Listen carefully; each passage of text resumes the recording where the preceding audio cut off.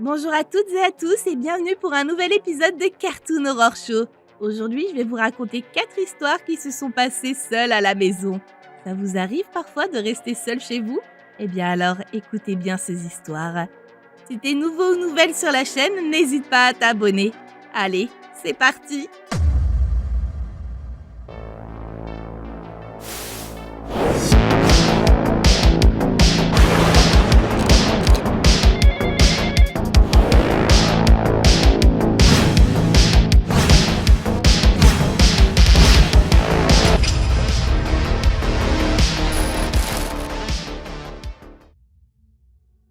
Je suis un père célibataire ayant une merveilleuse fille. Elle fut la prunelle de mes yeux depuis le moment même où elle est née. Ce serait un euphémisme de dire que les choses n'ont pas été faciles après le décès de sa mère. Mais nous avons surmonté le chagrin ensemble, et cela a renforcé notre lien familial. Depuis, ma fille a grandi et a quitté le nid familial, bien que nous ayons toujours eu une excellente relation. Et quand elle a grandi, je me suis retrouvée saisie par la peur de finir par la perdre, elle aussi. Parfois, cette terreur de la solitude n'était qu'un simple bruit de fond que je parvenais à ignorer en m'occupant.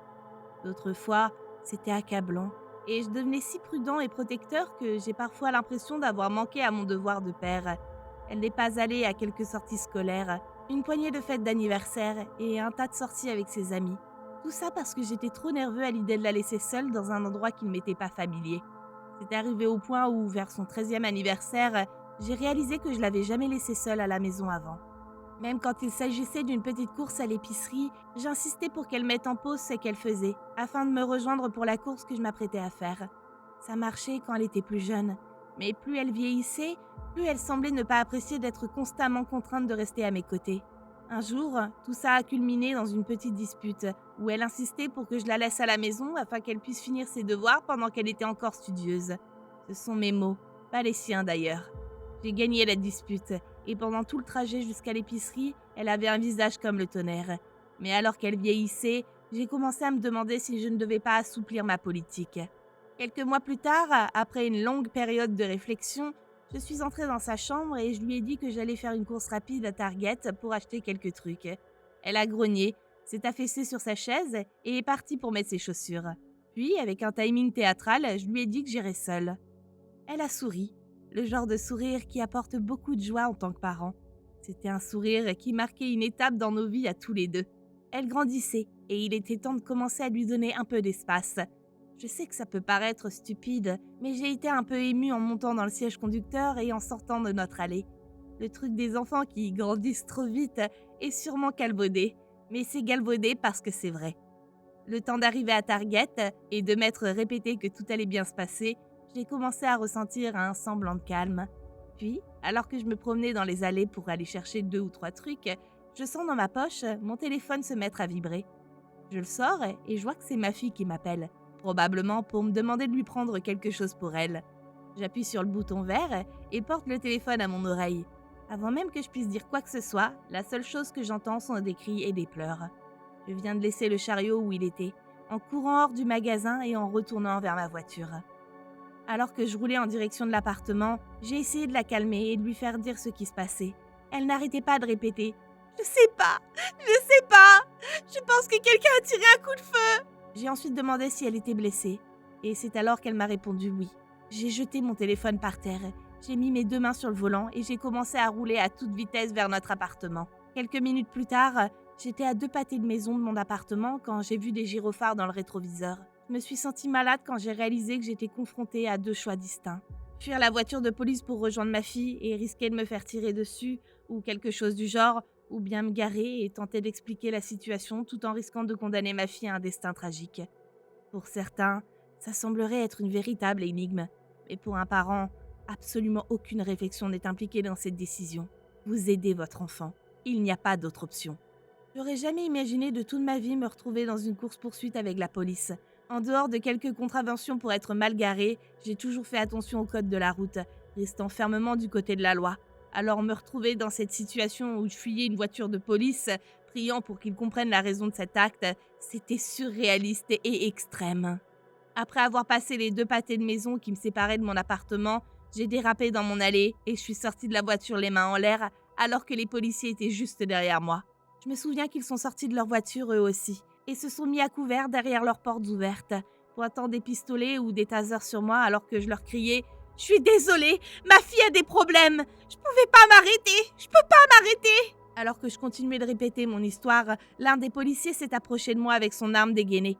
Je sais pas si c'était le ton de ma voix ou le regard dans mes yeux, mais tout à coup, il s'arrête et me demande où sont mes clés. Reconnaissant qu'il me donnait le bénéfice du doute, je lui ai dit que les clés de la porte d'entrée étaient attachées à celles de ma voiture et qu'elles étaient donc toujours sur le contact. Il a dit à son partenaire de garder un œil sur moi, puis il a attrapé mes clés après avoir éteint mon moteur, courant en direction de mon appartement pour aller chercher ma fille. C'était des minutes plus que terrifiantes pour moi, parce que je n'avais aucune idée de ce que la police allait trouver. Je ne savais pas si c'était un intrus qui était toujours dans l'appartement ou si tout ce qu'ils allaient trouver c'était le corps de ma fille. Puis attendre la réponse avec une arme pointée sur moi m'a semblé être une éternité. Quand le policier est apparu quelques instants plus tard, conduisant ma fille hors de l'appartement, c'était probablement le plus pur et le plus écrasant sentiment de soulagement que j'ai jamais ressenti. Et quand j'ai vu qu'elle avait du sang partout sur elle, j'ai supplié les policiers d'appeler une ambulance pour l'emmener à l'hôpital. Le policier qui était entré seul chez moi a dit qu'il allait attendre avec elle jusqu'à ce que les ambulanciers arrivent, mais que son collègue allait m'arrêter pour avoir fui un contrôle routier de circulation. Le policier faisait juste son travail. Je sais qu'il n'y aurait eu aucun moyen pour moi qu'il me laisse partir après avoir commencé une poursuite en voiture, et ce, aussi courte soit-elle. Mais il m'a fallu de la dignité juste pour me forcer à m'asseoir sur le siège arrière de la voiture de police alors que j'étais garée en travers de la rue. Le fait que je me fasse arrêter comme ça a évidemment rendu la situation encore plus pénible pour ma fille, qui n'avait aucune idée de la raison pour laquelle j'étais retenue à l'arrière de cette voiture de police.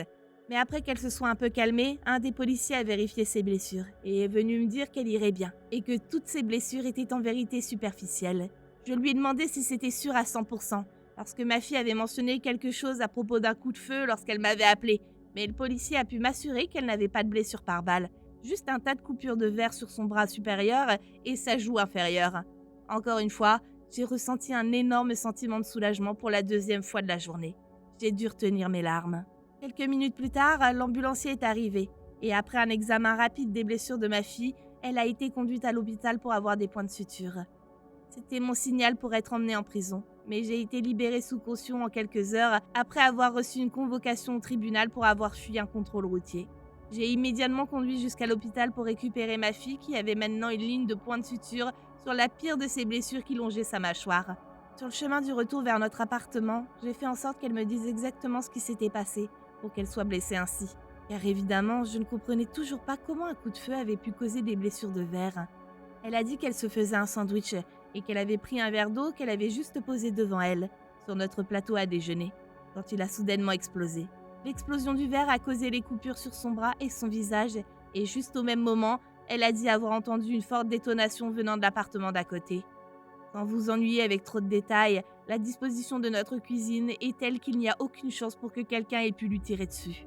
Mais quand je suis rentrée chez moi et que j'ai parlé aux policiers qui étaient toujours là, tout est devenu clair. Ils avaient déjà arrêté notre voisin dans l'appartement d'à côté car l'angle des trous que les balles ont laissés dans notre cuisine montrait exactement d'où le tir était venu. Apparemment, le gars était ivre, ou du moins un autre type d'intoxication, et avait décidé de nettoyer ses armes sans vérifier si elles étaient vraiment chargées ou non. Il a admis toute l'affaire et a apparemment éclaté en sanglots dans la voiture de police, pensant qu'il avait sérieusement blessé quelqu'un après avoir entendu tous les cris. Il a été accusé de mise en danger envers autrui, donc il a finalement été reconnu coupable, mais il n'a pas été condamné à une peine de prison pour ça. Il a seulement eu ses armes confisquées après avoir reçu une condamnation avec sursis et une consultation obligatoire sur la toxicomanie. Vous pouvez dire que je ne suis pas objectif, mais je pense qu'il aurait dû avoir beaucoup plus. Moi, d'un autre côté, j'ai plaidé sans conteste pour le contrôle routier. Mais après que le juge ait appris les circonstances et comment elles étaient liées à l'accusation de mise en danger de la vie d'autrui de l'autre type, je n'ai eu à payer que 500 € d'amende, au lieu d'avoir, en plus de cela, mon permis suspendu pour 1 an. Selon mon avocat, c'était le meilleur accord que je n'aurais jamais pu obtenir car évidemment, personne n'est au-dessus de la loi. Sans oublier que la police prend la fuite lors des contrôles routiers très sérieusement. Au final, il était clair pour moi et pour ma fille que nous avions tous deux évité un désastre majeur. Et c'est quelque chose dont j'étais très reconnaissant.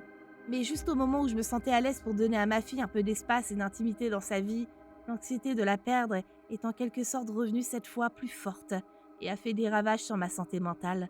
Pour la première fois de ma vie, j'ai activement cherché une thérapie sur les recommandations de ma sœur. Et je dois admettre que les séances hebdomadaires ont sérieusement réduit ma paranoïa et ma surprotection. Je ne suis jamais devenue un de ses parents insouciants et je ne le suis toujours pas. Même maintenant qu'elle a déménagé et qu'elle vit dans un appartement chic en ville. Je serai toujours son père et rien au monde ne pourra changer ça. Mais ça veut aussi dire que jusqu'au jour où je serai sous terre, j'aurai toujours peur. Je suis une fille âgée de 15 ans et je vis avec mes parents et mon grand frère qui a 18 ans. Mes parents travaillent jusqu'à tard le soir et la plupart du temps, je suis seule à la maison. Parfois, mon frère est à la maison avec moi. Ma famille s'occupait autrefois d'une personne ayant un handicap mental en lui donnant de la nourriture, de vieux vêtements et d'autres choses. Parfois, il se comportait comme une personne parfaitement normale. Il n'était pas si malade que ça, à ma connaissance. Je le connaissais depuis que j'avais 10 ans. Il n'avait pas de famille et il vivait avec les gens pour qui il travaillait. Il faisait le ménage, ce genre de choses. Un soir, il était presque 19 heures et mon frère et moi étions seuls à la maison. Mon frère dormait sur le canapé quand j'ai entendu frapper à la porte. J'ai entendu, appelons-le Georges, pour le bien de l'histoire. Appeler ma mère. J'ai ouvert la porte et je lui ai fait savoir qu'elle n'était pas à la maison. Il avait emménagé depuis peu et dès qu'il a vu que mon frère dormait sur le canapé, il s'est arrêté et a commencé à chuchoter, puis me demander mon numéro de téléphone. J'étais complètement choquée. Pourquoi aurait-il eu besoin de mon numéro? Et quand bien même c'était pour une raison valable, pourquoi il chuchotait comme s'il voulait pas que mon frère l'entende? Je me suis immédiatement sentie mal à l'aise et je l'ai fait partir en lui disant de venir un dimanche pour rencontrer ma mère, quelle que soit la raison pour laquelle il est venu. Il s'en est allé. 2 ou 3 mois plus tard, j'étais à nouveau seule à la maison. Mon frère était chez mon oncle toute la nuit pour mon cousin aîné. Ma mère et mon père devaient aller voir ma grand-mère à l'hôpital. Mon père restant là-bas, tandis que ma mère ne serait pas rentrée avant 22 heures. J'étais dans ma chambre en train de regarder des vidéos YouTube quand j'ai à nouveau entendu frapper à la porte d'entrée. Il était environ 20 heures et j'ai pensé que ma mère était probablement rentrée plus tôt. Alors, je suis allée ouvrir la porte et quand je l'ai fait, c'était lui, Georges. Il se tenait là, devant la porte, avec un sourire diabolique sur le visage. J'étais sur le point de fermer celle-ci quand il a dit qu'il avait besoin d'un peu d'eau à boire car il avait soif. Je le connais depuis que je suis enfant et je n'ai jamais vraiment ressenti de danger avec lui, sauf lors de la dernière fois. Je lui ai dit d'attendre là et je suis allée chercher un verre d'eau pour lui. Quand je suis sortie de la cuisine, j'ai vu qu'il était déjà dans notre salon, debout. J'étais un peu effrayée et confuse. Je lui ai donné le verre et il a essayé de me tenir la main. J'étais presque paralysée par la peur. Il a commencé à s'approcher de moi et il a presque essayé de me toucher de manière inappropriée. Quand je l'ai giflé, il m'a alors dit qu'il voulait coucher avec moi et qu'il allait immédiatement partir après ça. J'étais dégoûtée et je lui ai dit que j'allais appeler la police. Après ça, il est parti et lorsque ma mère est rentrée à la maison, je lui ai dit tout ce qui s'était passé. À ma connaissance, elle en a parlé à mon père et je sais pas ce qu'ils lui ont fait, mais je l'ai jamais revu après ça. À ce jour, je ne peux toujours pas croire comment ma famille a pu l'accueillir et qu'il se soit comporté de cette manière. C'était vraiment un malade qui ne méritait pas notre hospitalité. Je m'appelle Angelo et j'ai 16 ans. Il y a environ 3 mois, mes parents m'ont laissée seule parce qu'ils sont allés à un mariage. Je vis avec ma famille et mes chiens, Coco, Marshall, Sky et Rebel. Marshall et Sky sont des pitbulls, dont je n'avais rien à craindre si quelqu'un entrait par effraction. Quelques heures après le départ de mes parents, j'ai laissé Marshall et Sky dehors afin qu'ils puissent faire leurs affaires. J'ai entendu des aboiements dehors et je suis allée vérifier. J'ai alors vu une femme mesurant environ 1,65 m, la trentaine, de l'autre côté de la clôture en train de regarder mes chiens. « Oh, vous avez de si beaux chiens, je peux les caresser ?» m'a-t-elle dit. J'étais à 1 mètre de la clôture, mais je pouvais sentir l'odeur de cigarette qui se dégageait de ses vêtements. « Désolée, ils aiment pas vraiment être caressés, mais merci du compliment, » ai je dit à la femme, en faisant rentrer mes chiens à l'intérieur. Elle m'a alors lancé ce regard furieux, un regard qui me hante encore aujourd'hui. Quand mes chiens étaient à l'intérieur, je me suis assurée que les portes étaient verrouillées et j'ai vérifié que la femme était partie. Comme je ne l'ai pas vue, j'ai emmené tous mes chiens dans une pièce qui était la plus éloignée de la porte de l'arrière-cour. J'ai envoyé un message à ma mère pour lui dire qu'il y avait une étrange femme dehors qui essayait de caresser nos chiens. Maintenant que j'y pense, j'ai oublié de mentionner qu'il y a des appartements juste à côté de notre quartier et que ce n'est pas anodin que des gens s'arrêtent et regardent nos chiens. Mais quelque chose à propos de cette femme nous a fait, à moi et à mes chiens, se sentir vraiment mal à l'aise. Ma mère a dit qu'il ne rentrerait pas à la maison de sitôt, mais qu'il fallait être prudent. Quelques minutes plus tard, j'ai entendu la sonnette retentir et tous les chiens sont devenus fous. Ma chambre est assez grande, mais avec tous les chiens qui se déplaçaient avec agitation, c'était complètement fou. J'ai décidé de ne pas prendre la peine de voir qui était dehors et de rester avec les chiens. Moi et les chiens regardions un film, mais j'ai entendu des cliquetis à ma fenêtre. J'ai mis le film en pause et je commençais à paniquer intérieurement en me demandant si c'était cette même femme qui essayait d'entrer par effraction. Puis, j'ai entendu un grand bruit. J'ai pris mon courage à deux mains pour regarder par la fenêtre. J'ai tiré les rideaux et ce que j'ai vu était choquant. J'ai vu cette même femme entrer par effraction chez mes voisins. J'ai rapidement fermé les rideaux et appelé le 911 au téléphone. Je suis resté silencieux pour ne pas alerter la femme. L'opérateur a dit que la police arriverait dans environ 2 minutes, mais j'ai alors entendu un cri provenant de la maison de mon voisin. J'ai regardé par la fenêtre et j'ai vu mon voisin attaquer la femme qui hurlait à plein poumon.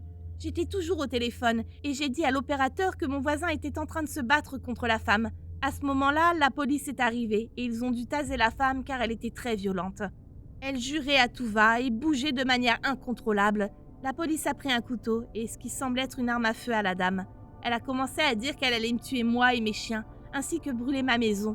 Je pense qu'elle était défoncée et qu'elle pensait que la maison de mon voisin était la mienne en raison de la ressemblance de la maison. J'étais abasourdie en regardant par ma fenêtre, en pensant à ce que cette femme m'aurait fait à moi et à mes chiens si elle m'avait eu. J'ai alors commencé à pleurer en tenant mes chiens près de moi. Je ne savais pas quoi faire, alors je suis restée assise jusqu'à ce que je m'endorme. J'avais entendu mes parents ouvrir ma porte, dire qu'ils étaient à la maison. Je ne savais pas quoi dire, mais je leur ai dit de parler aux voisins juste à côté de chez nous. Les jours ont passé et maintenant ils insistent pour que je ne reste plus seule à la maison. Je n'arrive pas à me débarrasser de l'image de ce regard foudroyant hors de ma tête et je dors maintenant avec mes 2 pitbulls juste pour me sentir en sécurité. Je sais que je suis en sécurité maintenant, mais sachant ce que cette femme était capable de faire me fait peur. Si cette femme ne s'était pas introduite dans la maison de mes voisins et s'était introduite dans la mienne à la place, je sais simplement que moi et mes chiens, on serait morts. Prenez soin de vous. Pour information, je suis une femme de 23 ans. L'histoire se passe quand j'avais 17 ans et que j'étais seule à la maison. Mes parents étaient partis en voyage hors des États-Unis à Toronto, en Ontario. Nous y avons vécu pendant 3 ans pour le travail de mon père quand j'étais enfant. Alors il rendait visite à de vieux amis qu'il s'était fait quand nous vivions là-bas. Mon frère aîné était à l'université en dehors de l'État à l'époque, donc j'étais seule pour la semaine. C'était un vendredi soir et l'un de mes bons amis était censé passer la nuit avec moi pour que je ne sois pas seule pendant le week-end. Quelque chose est arrivé et il a dû rentrer chez lui pour la nuit, me laissant seule à la maison. Je n'étais pas du tout inquiète ou nerveuse parce que je restais seule chez moi depuis l'âge de 12 ans et en vieillissant, j'ai passé plusieurs nuits seule. Cette nuit-là, mon ami a fini par partir vers 22h. J'ai envoyé un message à ma mère pour lui dire qu'il avait dû partir et que je serais dorénavant seule pour la nuit. Elle m'a dit que ça irait, mais que je devais simplement être prudente et m'assurer que l'alarme était bien allumée. Je me suis donc préparée pour aller au lit et j'ai décidé de dormir dans la chambre de mes parents, parce qu'ils avaient une énorme télé avec le câble dans leur chambre que je n'avais pas dans la mienne. J'ai mis l'alarme en marche, je suis allée au lit et j'ai commencé à chercher un film sur le câble pour le regarder. Mon chien était allongé sur le lit avec moi, donc je savais qu'elle n'avait rien pu faire qui aurait pu causer ce qui s'est passé ensuite. Environ 1 heure s'était écoulée. Je zappais sur les chaînes quand l'alarme de ma maison s'est soudainement déclenchée. J'ai immédiatement regardé la centrale d'alarme près de la porte de la chambre et j'ai vu que la lumière rouge clignotait. Je me suis figée. Il y avait un bruit très fort et répétitif de bips sonores. Je pense que ça m'a pris environ 15 secondes juste pour comprendre ce qui se passait. Est-ce que l'alarme s'est déclenchée toute seule ? Ai-je pensé. Il était impossible qu'une porte se soit ouverte. J'ai immédiatement commencé à penser à toutes les personnes que je connaissais qui auraient pu potentiellement ouvrir l'une des portes de ma maison avec une clé. Vous savez, puisque les portes étaient verrouillées. Je savais que mon frère ne rentrait pas pour le week-end. Je savais que ce n'était pas mon ami qui était récemment parti parce que je venais de recevoir un SMS disant qu'il était rentré.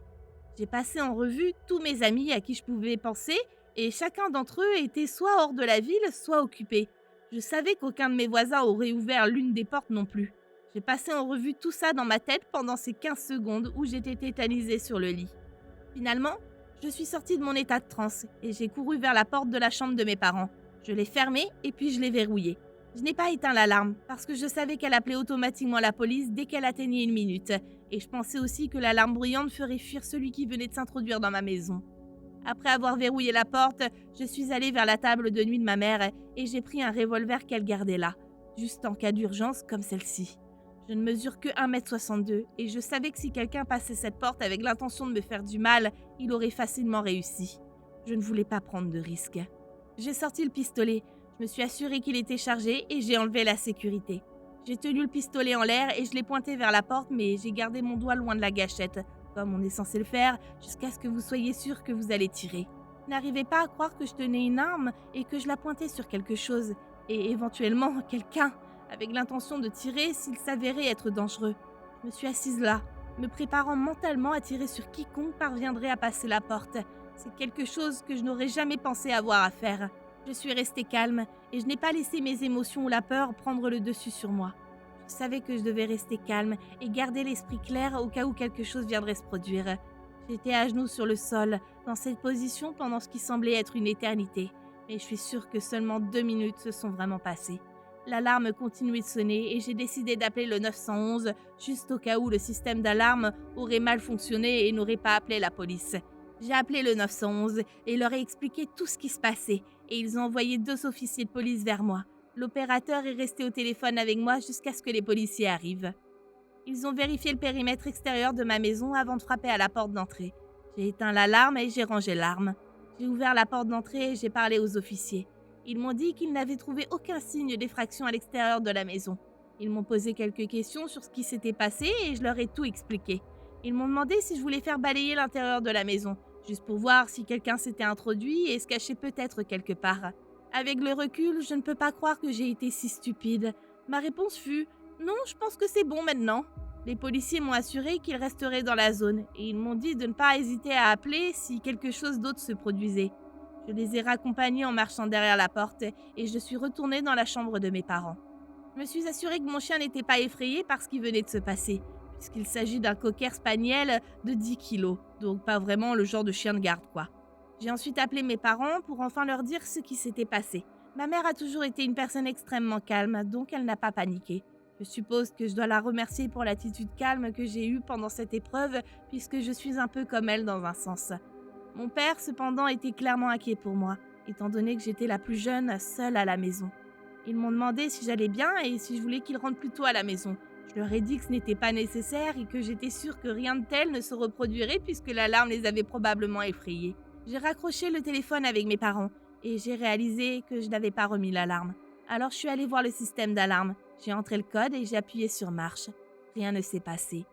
L'alarme ne se remettait pas en marche. J'étais confuse au début, mais ensuite j'ai réalisé que l'alarme ne se déclenche pas à moins que toutes les portes de la maison soient complètement fermées. Mon cœur s'est effondré. Oh non, ai-je marmonné à voix haute.